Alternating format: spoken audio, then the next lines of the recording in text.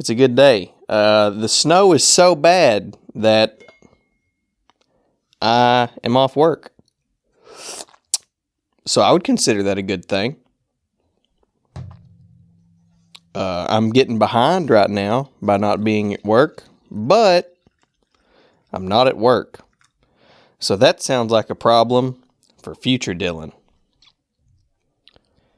Man, I'm mostly just enjoying this snow, and I'm about to enjoy this coffee.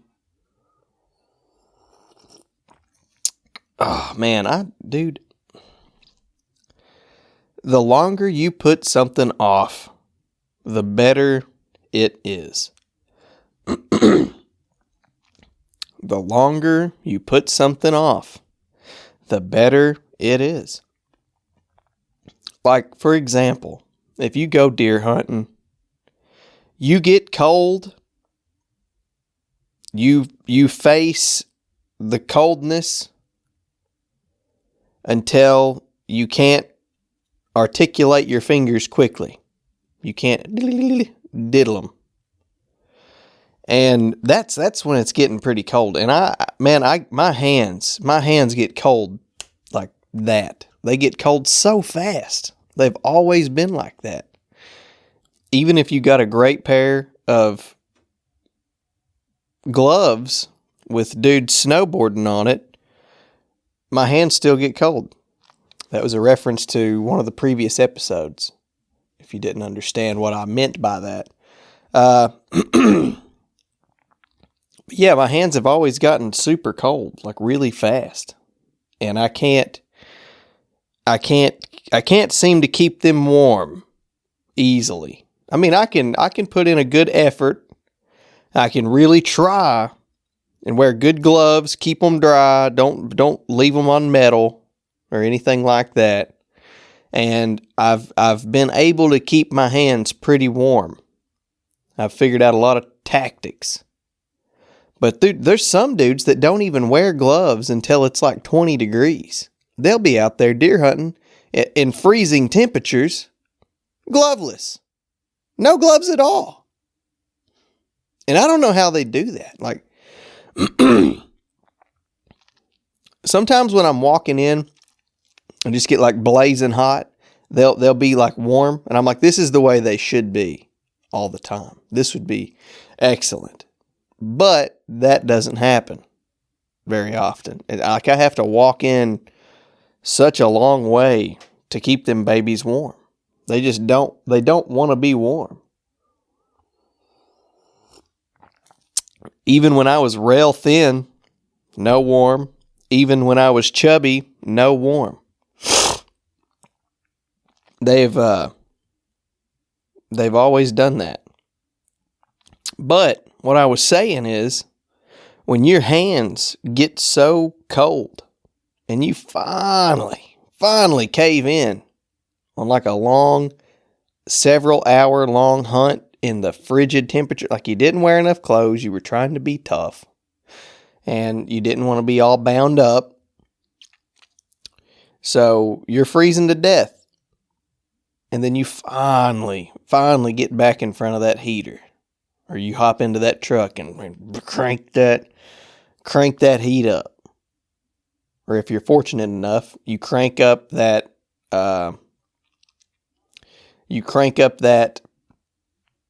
heated seat.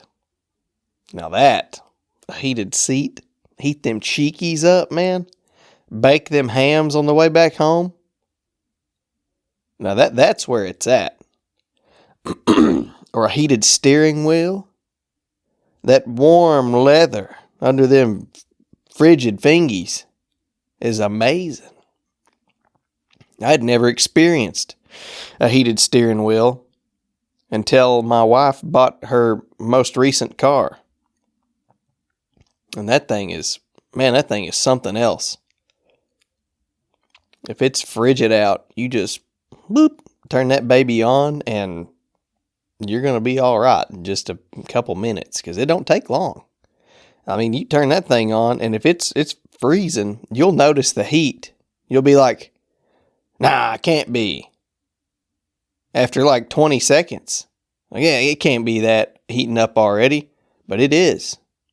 It is. It's heating up already. It's been cold here in the great state of Kentucky. Starting back on Martin Luther King Day, we got a lot of snow. And then the next day, the state offices where I work, look, I don't work in the office, but I work with the office or whatever. And if they're closed, they kind of tell us, if you got something to do, do it. And if you don't, use close time because we don't want you to go wreck and die. And I used close time, so I was off. And then today, same thing. They were like, hey, we're shutting her down. We're shutting her down. Don't be out. Don't be out goofing. Don't be out goofing. Goof on your own time. And goof on my own time I have. I love to goof on my own time. It's the best. One of the first things that I done this week was go straight to the four-wheeler. And if you watch any of the YouTube videos, the hunting videos, you've probably seen the Honda Recon. It's an 01 Honda Recon that my parents bought for me and my brother for Christmas. It was after Christmas, like we were done. And then Mom was like, you want to show them? And me and Hogan are both like, oh, just when you thought it couldn't get any better, it's about to get better. Dad excitedly gets up and goes outside. And what you got to realize is this man never had one of these until this point also. He goes outside and we just hear the I think he starts it, I don't remember, but it was right out the back door. Me and Hogan both yeah, oh my gosh, yes, a four-wheeler, finally. And instantly, the parents are like, you better be careful on that thing. You flip it, you wreck it, you crash, no more. You don't get it no more. You're done. You crash that thing. And and crash it we did, but no one ever found out about the crashes. Most of the incidents that happened on it happened later, thankfully. When we were young, I was more responsible when I was a child. Which, is to be expected. You turn into a teenager, you're going to get rambunctious. All of the teenagers that I know that weren't rambunctious, at least a little bit rambunctious, are kind of lame. If you're not a little rambunctious in your teens, you're lame. And I'm not saying snorting up Wana and smoking pills or something. None of that. You keep that over in East Bernstead. We don't do that. We don't do that around here. As a joke, East Bernstead. I practically grew up there. But I ain't saying drinking or, nothing bad. No hitting people's mailboxes. No destroying property. I'm just saying rambunctious. Like when you parents weren't looking, you switched it into fifth gear. That's a great way to put it. When your parents weren't looking, you switched it into fifth gear. Or perhaps you hit a jump with it while they weren't looking. Or perhaps you rode the four-wheeler when they went to town and told you not to ride the four-wheeler. And I believe the Bible has a scripture in there that says something about long are the days of those who obey their parents. And that's all fine and good, but my days probably won't be too awful long because I didn't obey too awful well. I was a good kid. Nothing ever happened. Sliced my knee open, flipped a four-wheeler, broke this, crashed, whatever. Nothing too bad. I was lucky. I got through it lucky, or luckily. But, yeah, man, that four-wheeler. I don't even know how I got on the topic of that four-wheeler, but now I just like have a cornucopia of four-wheeler stories coming to mind. Because the times, the fun, the adventure that we had on that old Honda Recon is immeasurable. Like I honestly don't, it's not worth much now. I mean, it's decently valuable, but it's not worth a ton. And I don't want to give it up just because it's like so classic. And it's such a part of me and such a part of my childhood that I don't want it to go. Dad mentioned not too long, he's like, take those four-wheelers and sell them and go get you some kind of a buggy or something. And I was like, I would about just front the money, the extra money that they would give for this four-wheeler just to keep it in the family. It's been through like 3 sets of tires. And that's a lot on a four-wheeler. And it didn't get many asphalt miles. We didn't drive that thing on the road much because we could get to practically anywhere from our house through the field. So if we wanted to go to Corey's, you could take the field if you wanted, So we generally would. It's better. It didn't get many road miles, and we have completely wore out a lot of tires on that thing. And one time, unbeknownst to us, the plug in the stump, the rear end stump, had come out. We were driving it, and it was just like getting clunky and kind of just making like these sloshing sounds that just weren't optimal. And you could tell, you were like, something's about to give, and not in a good way on this quad. So we ended up, thank God for Dad, because for one thing, I'm not that good at taking care of my stuff anyways, but I especially wasn't good at taking care of my stuff back then. And I didn't disrespect my stuff. I didn't try to tear it up or be dumb. I usually didn't ever tear anything up, But I wasn't the best at being like, here's a problem, I need to fix this problem. It's kind of in my family, in the one half of my bloodline, to that if there's a problem, you put a little bit of electrical tape over it and you hide that problem for a later date. Like I said earlier, that's a problem for future me. And I heard it clunking. I knew it was clunking around a bit, and I was like, this isn't right. Something's going to blow. And then Dad finally drove it and was like, boys, what have you done? Something wrong with this thing. So he takes it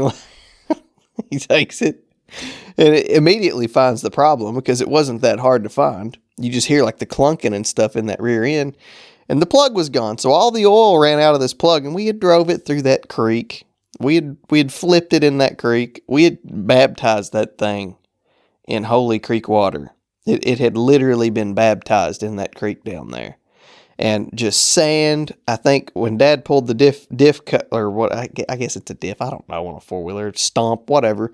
When he pulled the cover off of that thing, a crawdaddy come flittering out of there, And that didn't really happen. A crawdaddy didn't really come crawling out of there. But it's a funny thought. So Dad took the stump off, and it was just bone dry, had dirt and just gunk and crap in there. And he bought, like, he comes to me, like, if he needs something online, no matter almost what it is, he comes to me and he'll be like, hey, I need this part for yada yada. And I'm like, got you, buddy. I'll get her done. And we'll sit down and I'll find it for him. And he'll be like, now you sure it's the one that fits? And I'm like, don't you worry. I've read through the reviews, the questions on Amazon, all of it. Like, this is the one. And it's better than the OEM model. It's, whatever. And I ordered him like a kit for that rear end. And he installed it and put a new plug, filled it up with the gear oil or gear lube, whatever. And it's been fine ever since in that regard.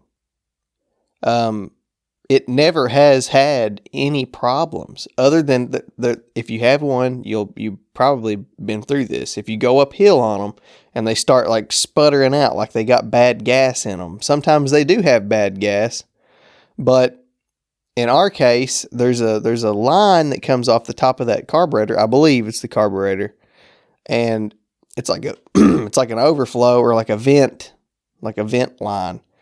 And it runs up towards the front of the four-wheeler under the handlebars. Now, if dirt daubers get in there and craft themselves a home in that, they craft themselves a dirt dauber home in that hose, the tube,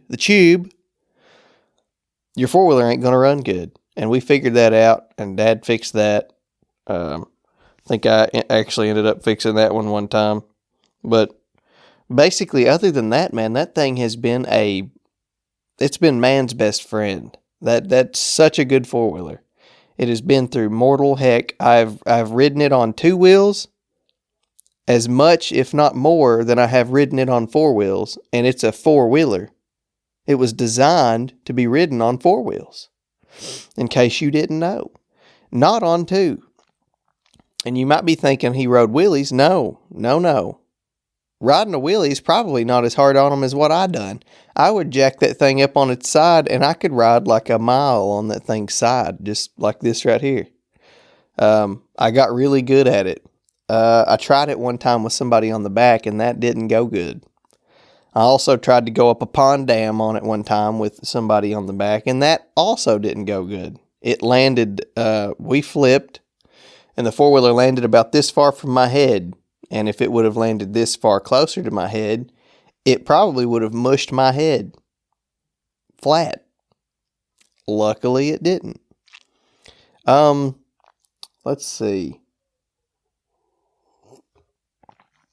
That thing has for sure had two grown, full-sized, well-fed, gravy and biscuit eating, Salisbury steak eating, regular pop drinking, Little Debbie's in the afternoon before bed eating country boys and deer at the same time. It's had at least, I'm 500 pounds. Oh, close to it. Okay, look. We'll say 450, because if you take Dad, 225, and you take one of my uncles, that was 225. Both large men. One of them held most of his weight within his neck.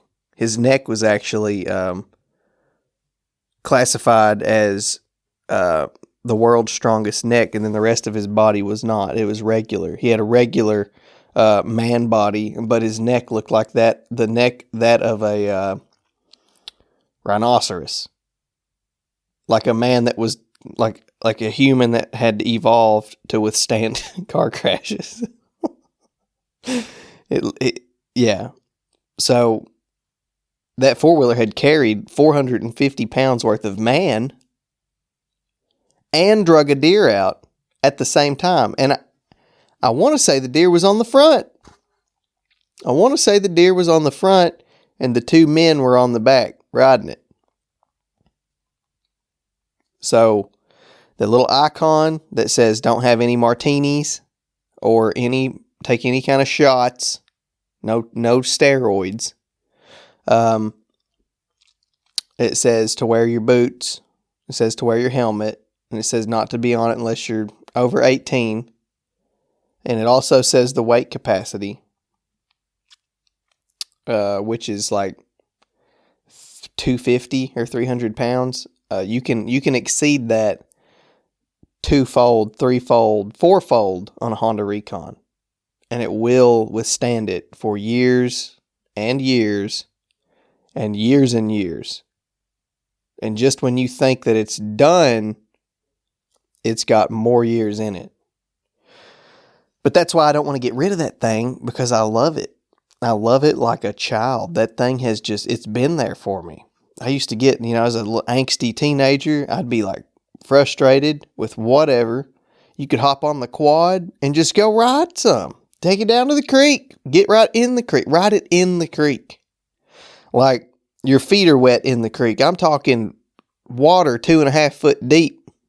Like it's almost to the handlebars. And you're like, if I stay in this depth for much longer, I'm going to grow gills, or the four-wheeler's going to start sucking water down the air intake. So you have to get it out. Like it's touching your butt, and you can't do that unless you got a snorkel, maybe.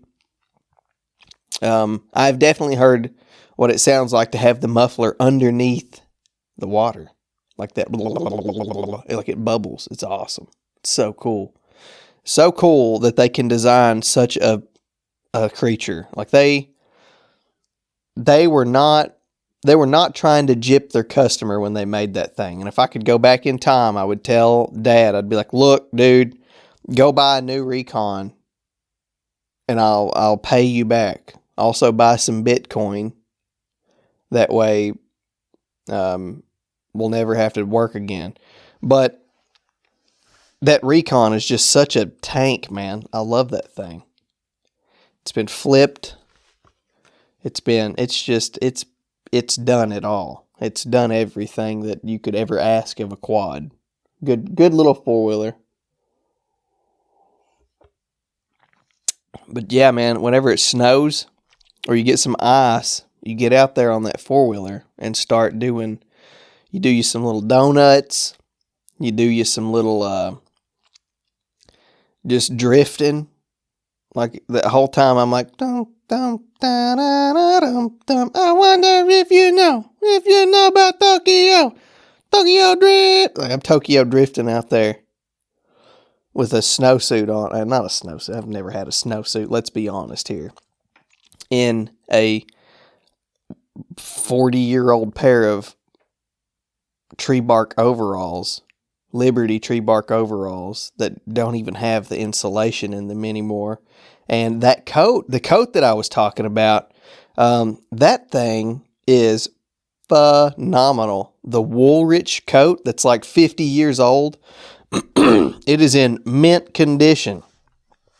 It looks like a brand new coat. The buttons everything's just strong and sturdy, and I've been wearing it every day in this cold. I love that coat. So if you want a dang good coat, get on Marketplace, eBay, whatever, and just get you a Woolrich hunting or game coat, hunting coat, whatever. I think they only make them in black and red. But yeah, that thing's awesome. I took it in there and showed it to Dad. Dad was like, "That's a good one."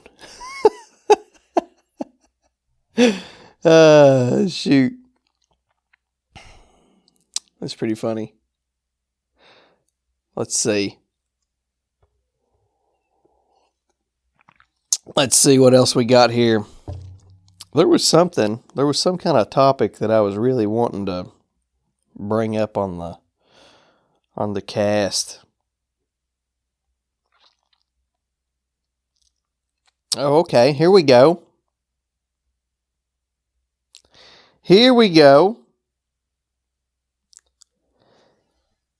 Have you ever, and be honest with me here, have you ever gotten a USB in on the first try? Have you ever gotten a USB in on the first try? That has plagued my existence over the past like month. I've tried to get these USB cords inserted into my computer, the wall, the little block, whatever, and I never get it right. Unless I look at that thing and then look at the hole and then go for it, even then I only get it right 50% of the time. How does that happen? Like the odds, like if I ever picked up a USB and just stuck it in the first try, I would go straight to the gas station and get some Powerball tickets because it's the luckiest day of my life. Like I've never gotten a USB cord stuck in the right way the first time. Like it does not happen. I've never done it. And if you have, you're a liar because it's not true and you couldn't have done that. It's just not possible. And another thing is, have you ever took a trash bag out of, you're taking out the trash. Have you ever taken a bag of trash out of the can and then set it down? Set the bag down and tell me what that bag does. If that bag stays upright, go buy a lottery ticket. Or there's like a tsunami's about to come or something. Because gravity has changed. Because anytime I've ever taken a stinking bag out of the can and set it up, that turd will always roll over. Like out of spot. And then some days I'm like I set it up and it's sitting there. I'm like, today's going to be a good day because the garbage bag is staying upright. And then as soon as I turn my back to get like the second one or I don't know, whatever, I hear it go and roll over. And I'm like, oh, the universe hates me. It's not going to be a good day. And that just really chapped me the other day. I was having just like a string event of turd outcomes in everything that I'd attempted to do for that day. And it had chapped me. And I'm still chapped over it.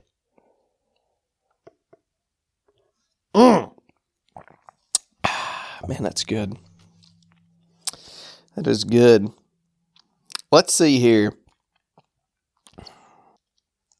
Oh, I know a thought that I had the other day. I'm an avid outdoorsman. I love preserving the wildlife. I love treating them with respect. I love to eat them. I love to just manage. And I know, like, if we don't manage the wildlife, nature will take its course, and there will be so many white-tailed deer that they will get sick and die horrible, disease-ridden deaths. Or the coyote population will get so astronomical that they will just slaughter the deer. And then the coyotes will run out of food. Then the coyotes will all die out. Then the deer will, it's just like a cycle of terror. And like, you know, with hunting and stuff, we're trying to manage that and make it more, I guess, linear instead of just, you know, all over the place. But like I said, I'm an outdoorsman. I love it. I understand that we have to do that. We got to be stewards. I have to be a steward. I never thought I'd be a steward, but I'm a steward of the land. And without us doing what we do, things are going to be really bad.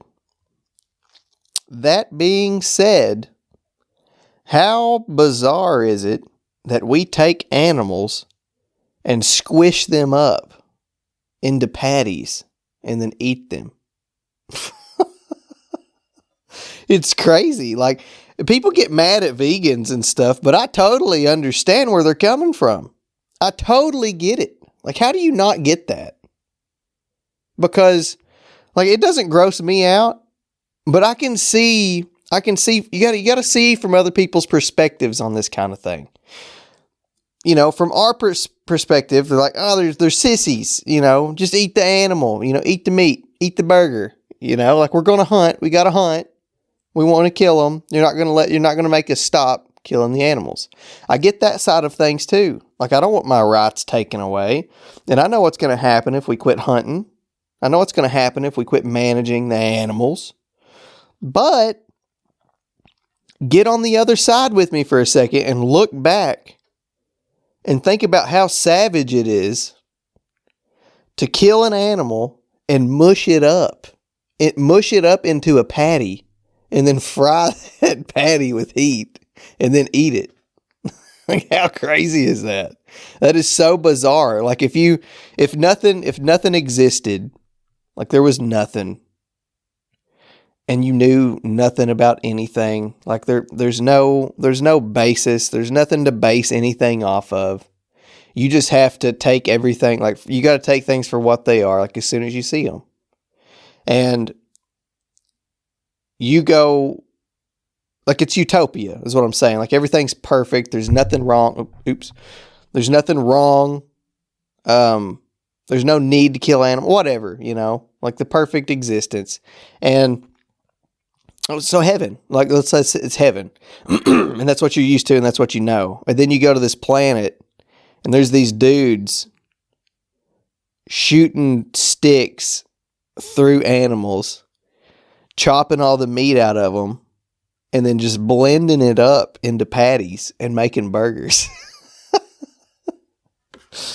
How bizarre would it be to get turned into a burger?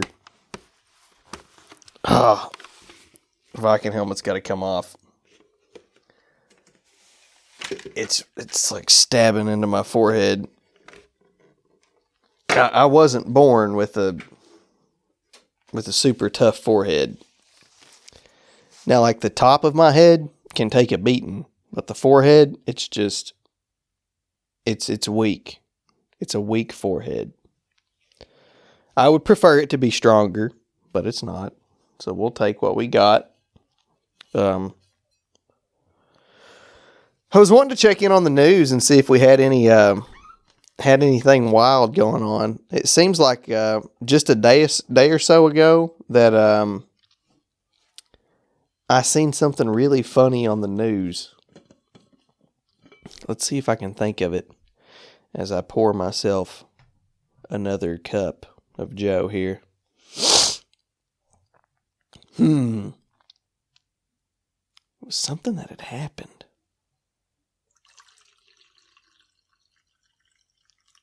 All right, I'm just going to have to use the interweb, and we're going to look this up together. We're going to figure this out together. Let's see here. London, Kentucky news. The Sentinel Echo. Lame.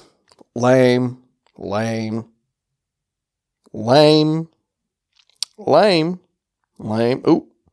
Michigan couple killed in ramp accident. Yeah, I reckon that was really bad. But there was something funny. And I can't put my finger on it. It may not have been London. It may have been Laurel, or it may have just been like southeast Kentucky. I'm not 100% sure exactly what it was. But it was something quite hilarious. And dang it, I can't think of it. Anyways, it's trapping season. If you've never trapped an animal, that's pretty bizarre. It's pretty fun. Trapping is. It's wild that you do that. But I've been trying to trap some coyotes around here because we got too many. There's too many around here. And there's not really a good place to set up to shoot them. You could, but you're going to like wake everyone up and scare them half to death whenever you shoot, especially if you do it late at night. Now, the daytime is a possibility, but you're not really going to see them up here because there's like too many houses around there. They're not going to walk out in the open up here. So there's like 3 packs, and they sound really large. And I've heard people say, that you just hearing a couple of them, which may be true. I don't know. Maybe there's only 2 over here, 2 over there, and 2 over there, or whatever. But it sounds like there's 10, 10, and 10, like around us. And I was like, man, we are never going to see any deer down here unless something happens. So I went and set some traps. And dadgone, if a coyote didn't walk right next to one. I'm talking like right next to it. I don't know how he didn't smell what I'd laid out for him. Because like with a coyote or a bobcat or a fox trap, you dig a hole, a deep skinny hole, you put some meat down in the bottom. I used some old deer burger. You fill, you kind of like roughly make out another hole for your trap, put your trap down in there, and you lightly cover it. And maybe a little more meat, whatever, to lure them in. And I think that it was so cold that the coyote couldn't smell the frozen meat. Because when I done it, it wasn't that cold. And then when, like the next day, literally that night, it started snowing and didn't stop snowing for like 2 days. So now it's buried in snow, and I don't even know if it would set off. It's probably frozen shut. But it's pretty wild. Personally, I like the conibear traps that are like instant death more so than the foot traps. The foot traps are like, I can't eat. Could you imagine being out there in the cold? Have you ever pinched your finger or get like a twig to smack you in the ear or your knuckle when it's frigid cold outside? Now imagine you're walking through the woods looking for something to eat, and you're so cold and so hungry, and you step on a trap and that sucker grabs you. That sucker grabs you by the toe. Imagine them cold metal jaws going clap right on your toe in that cold weather. Woo! Daggone, that would hurt, man. That would hurt so bad. And the conibear, it's best for like little trails. It works really good for beavers and otters and things that have slides that once they commit to sliding down the slide, they can't like be like, oh, there's a weird shaped thing here, I have to stop, I'm not going this way. It's not like that. It's like they hit the trail and like, oh, there's something here, but I'm going 30 miles an hour down this mudslide. I'm gonna have to I have to go. So they just head first, like, I'm sure their little arms are like at their side, and they just like head first slam through that conibear trap. And when they hit the tripwire in the middle, the traps, like they're set like they're like this, okay, and they got the big spring in the middle, and you lock them like that, and they're square. So it's like two big squares with the springs, and it has the trip in the middle, the trigger, I guess.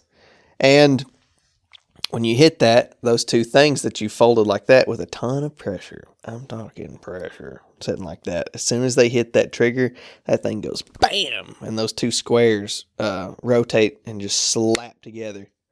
And 99% of the time, it's like right on their head and neck. So instant just pop, and they ain't getting out of it. And they're probably busted, like their head and neck and stuff are busted as soon as they hit that conibear. So to me, that's way more humane, obviously, or a noose. The noose traps are quite humane.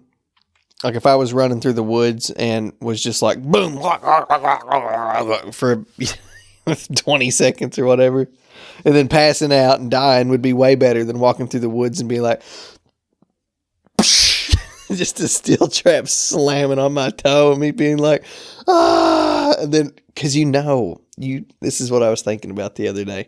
You know that if a coyote hits a steel trap and that sucker claps on his foot, he is going to run as hard as he can to get away from that. Like the stupid dog that has a that's tied up that just runs and slams into the end of the rope and like makes it do a backflip. He hits it. That's what the coyote's going to do.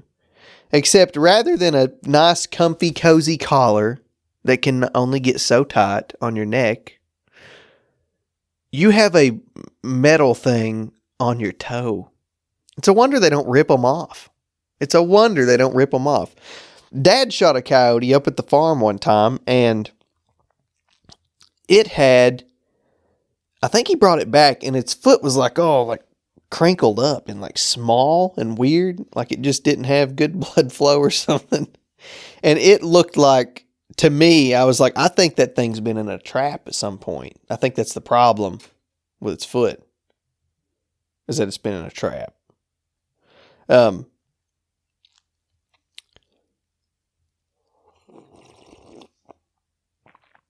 That was pretty bizarre. But yeah, I wouldn't care to trap a couple. I want some more hides. I want some more beaver. Beavers make great sausage. I've also heard that they make a great roast. And I think I could roast like a full back quarter, or maybe both of them, and do tacos, or just like beef stew, maybe chili. I've really gotten into like chunky chili lately.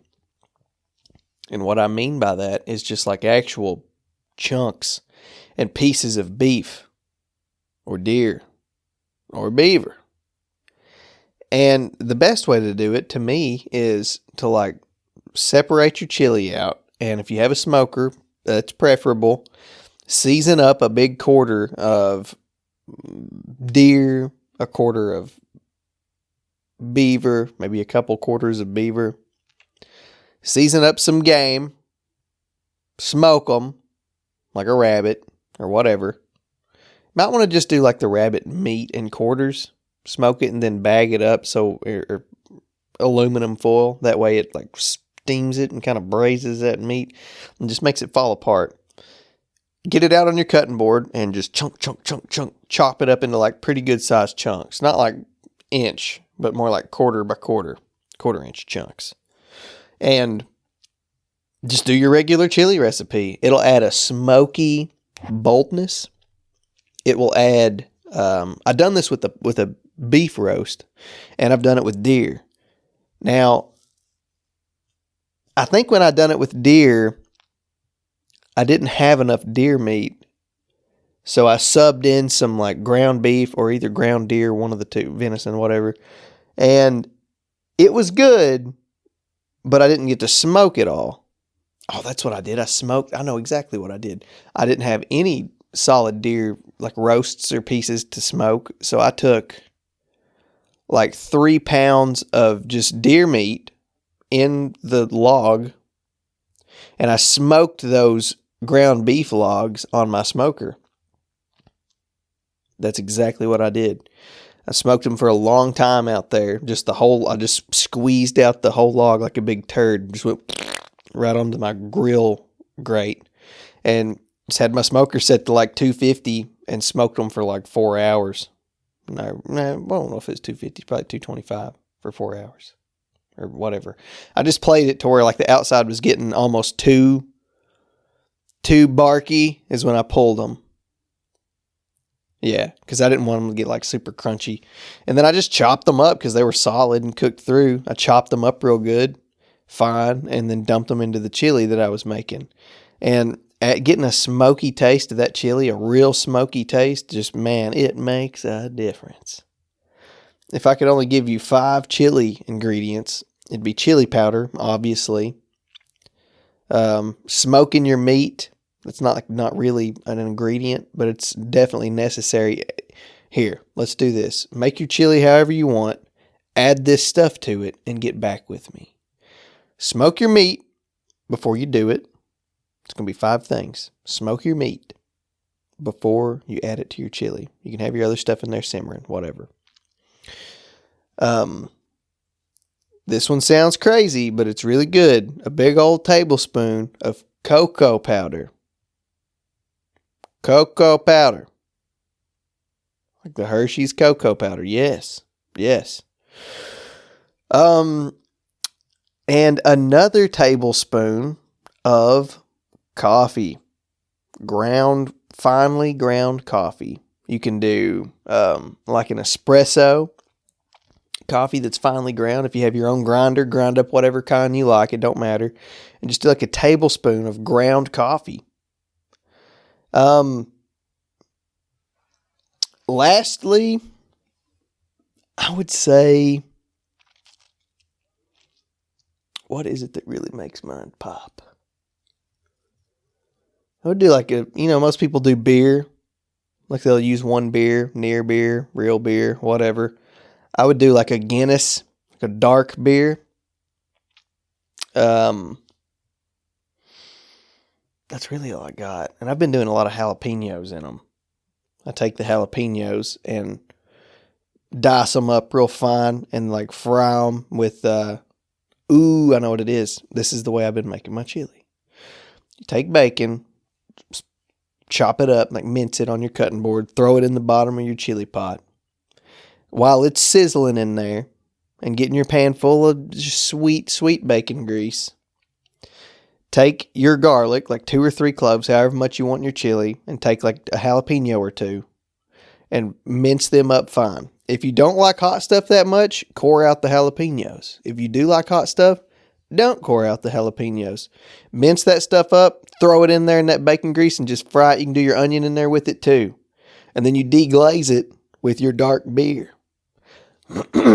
Or your near beer, whatever you prefer. Just deglaze it with that, let it cook off, and it'll sizzle it down. Then you can start adding like your tomato juice and your Rotel or whatever different things you got. Once you get all that stuff in, you can throw your smoked meat in there. Do that cocoa powder, do the coffee, and you will have like this. That chili will be it will be dark brown. It'll be so rich and so, man, it'll feel like somebody's just hugging you and just cradling you like a newborn baby the whole time you're eating that chili. I entered that chili into a chili contest and completely lost. I'll be completely honest with you. I lost. I done that chili right there, and I thought it was amazing. It was my favorite chili there, and I know I'm biased. I know that it was my chili, so I was biased.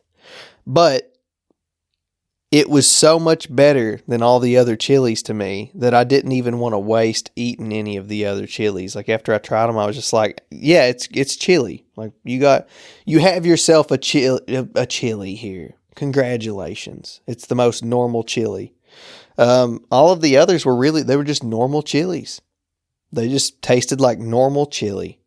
But that one that I made was just like this super rich, strong, dark chili. And to me, it was way better. Like it was just so rich. But I like pungent stuff, I like garlic, I like onions, I like dark coffee, I like dark chocolate, I like the more bitter stuff. Oh yeah, make sure you do some dark brown sugar in that chili too.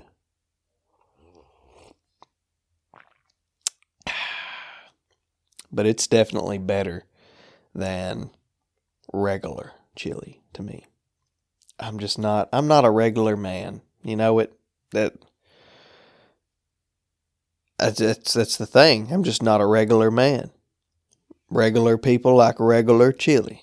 Regular people like regular chocolate. Regular this, regular that. Not I. I like a robust. I like it robust. I want to know that I put it in my mouth.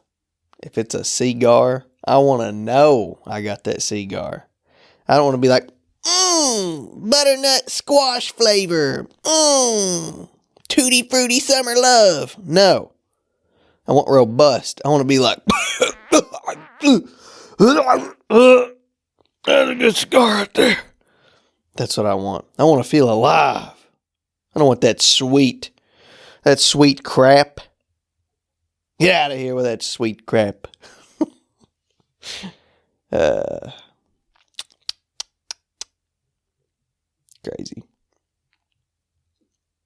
Like, are you with me? Are you with me? Give it to me dark. Give it to me strong, robust, powerful. I don't want it sweet and low. No. Give it to me strong. I like some light coffees. I like some medium coffees, but I almost only drink them black. They're too, if I sugar and cream them up, a light roast or a medium roast is almost too weakified. Like it's not that good to me. Now, you take the same thing, except you take your cream and sugar, except you do it in some dark coffee, then it's better because I can taste that coffee just freaking uppercutting through the milk and sugar. Now that's good. I like that. That's fine. But I can't do the other. Well, what is it about like dark, robust stuff that appeals to me? Why do I like the extremes? Maybe because you do taste it more, or it's more powerful. Like if you're offering me eggs and there's white ones and the dark ones, I would take those dark ones. They just feel better. They seem better. I don't know how. You ever crack an egg and that egg yolk is just like a dark sunset orange?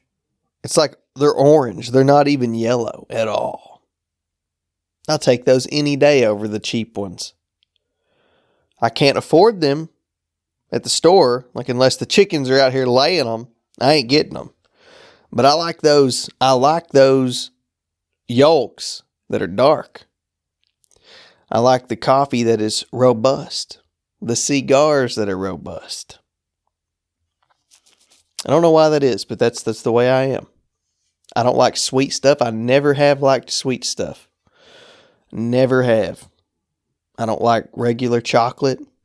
I don't like hard candy, gummy worms. I just don't like that stuff. I don't. I want dark chocolate.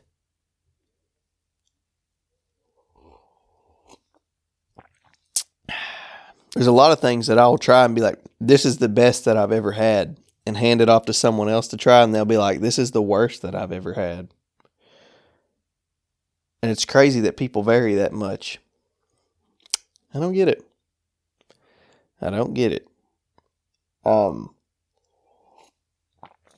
Squirrel season is quickly approaching the end.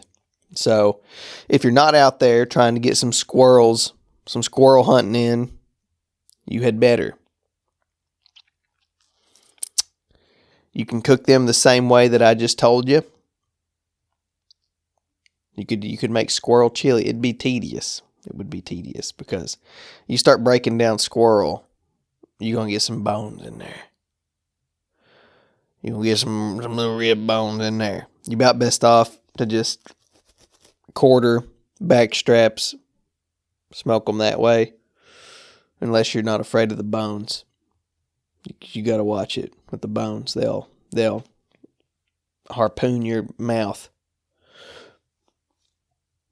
I'm wanting to go, though. But it seems like they don't move much in the 10 degree weather when it's all snowy like this, you know. Hopefully that comes to an end. I hope you liked the double decking of a podcast setup there that I gave you with Hogan and Corey. That was pretty fun to get to sit down and talk to those fellas. I liked it. Got to tell some old stories, some days of old. It was good times. I hope you liked the guestesses. That is the last bit of coffee right there, baby.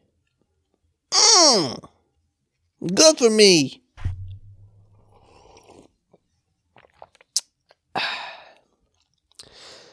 I heard on another podcast, I listen to a lot of science podcasts, health, fitness, a lot of different things. But one of them, I like Andrew Huberman really good.